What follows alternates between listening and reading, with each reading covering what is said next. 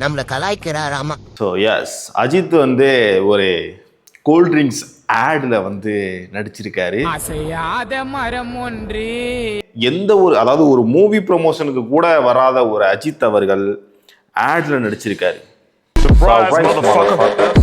ரீசெண்டா வந்து பராசக்தி படத்தை முடிச்சுட்டு வந்து பொங்கலை வந்து பிரைம் மினிஸ்டர் கூட சேர்ந்து கொண்டாட சிவகார்த்திகெல்லாம் வந்து நெவர் ட்ரஸ்ட் சினிமா பீப்புள்ஸ் அப்படிலாம் போட்டு அடிச்சிட்டு இருந்தாங்க. எனக்கு அதுல வந்து பெருசா உடன்பாடு இல்லை. ஏன் அப்படின்னா, அவர் வந்து ஒரு ஆக்டர். ஏதாவது நாளை பின்ன இந்த மாதிரி ஒரு ஹிந்தி எதிர்ப்பை பத்தி பேசியிருக்கிறோம், நாளை பின்ன ஏதாவது ஒரு பிரச்சனைனா சென்சார் போர்டு கிட்ட தான் இருக்கு, பணம் வராதா, நம்ம இப்ப கேசரிக்கு அடி வாங்கிட்டு இருக்கீங்க, ஜனநாயகனுக்கு அடி வாங்கிட்டு இருக்கீங்க.